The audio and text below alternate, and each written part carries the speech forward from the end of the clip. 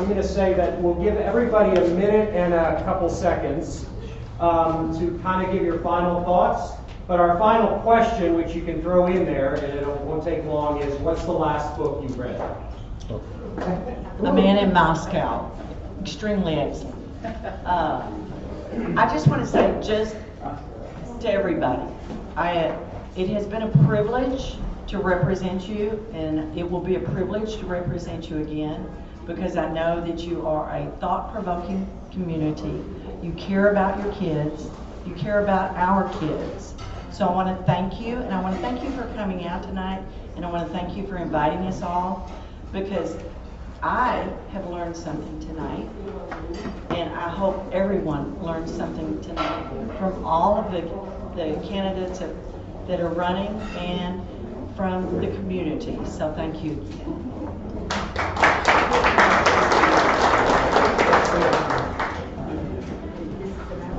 Yeah, you get a minute to wrap up, but tell us the last book you read as well. Oh, well, the last book I read was today. I was over at North Belch Elementary reading this fantastic book, and it was to fourth graders, and it was Big Dreamers. And it was by Anthony. So that's the last book I read today. Anyway, and now you want me to wrap it up? Yes, just wrap it. Yes. I am most qualified for this job because I've been there. I'm a retired teacher, a principal, an instructional supervisor. I do know about instruction. In all of the areas, and my dissertation was about Title I schools and minorities in mathematics and reading, and how they were faring in mathematics and reading compared to the Anglo-Saxon child. Also, in addition to that, I love children. I'm passionate about children. I started dreaming about being a teacher when I was in 6th grade, and today I'm still teaching. I still teach at Second Baptist Church, Bible study, and so please vote for me.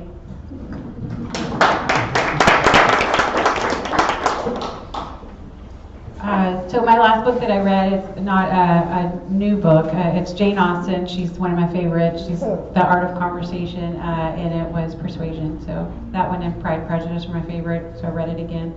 I really have appreciated the community involvement over the last few years. I've really seen a change in being more progressive with engaging the community. We in healthcare call that shared governance. You know, you get a voice, make recommendations, and the school board really listens to it. And so I've really appreciated all of those efforts.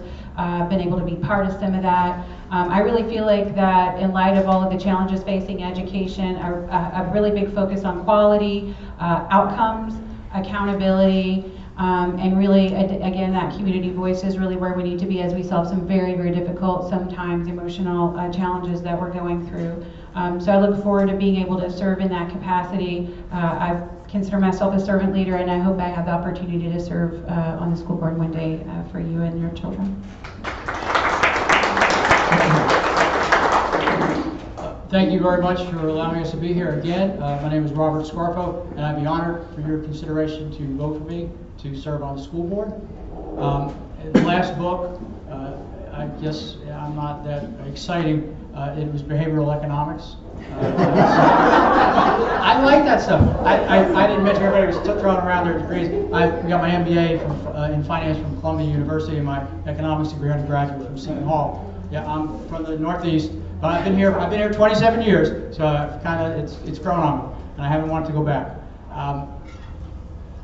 What I will promise you, I will put in all of those hours as I did in the past that it takes to prepare for board business, committee business, because it's not just coming to a board meeting once a month.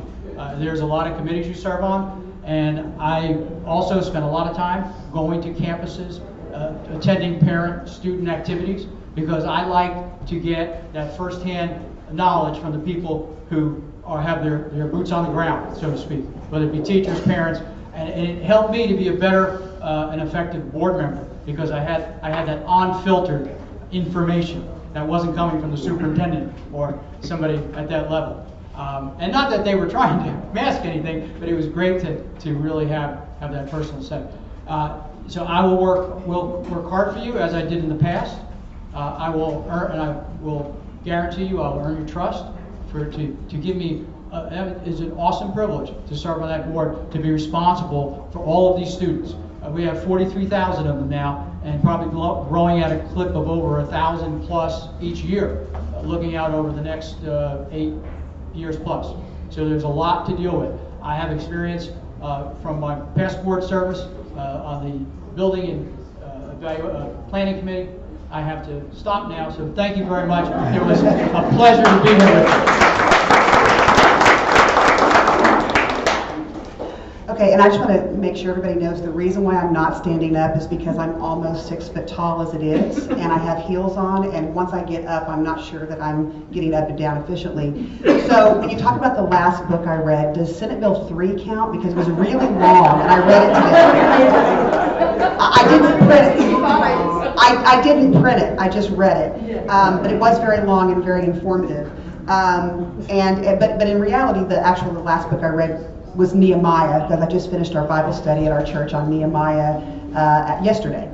I just want to make sure that everybody knows that while the long-term health of the district is extremely important, I am very concerned about the next 3, 4, and 5 years as well. We have a lot of changes that are going to be coming through with school financing and with taxing and those types of things, as well as managing a district that has aging facilities and new growth. We have a very large and diverse district, so we're going to have to manage through quite a few changes. I would suggest to each and every one of you, if you are a nerd or if you're just really interested, go to Texas Legislature online. Put in the Senate Bill 2, House Bill 3, and follow this legislation at every single stage. There is so much information that you can gain from that particular website, and this is unfiltered and without anyone else's opinion provided on top of it. So you can then form your own opinions and then write to your senators, your congressmen about that.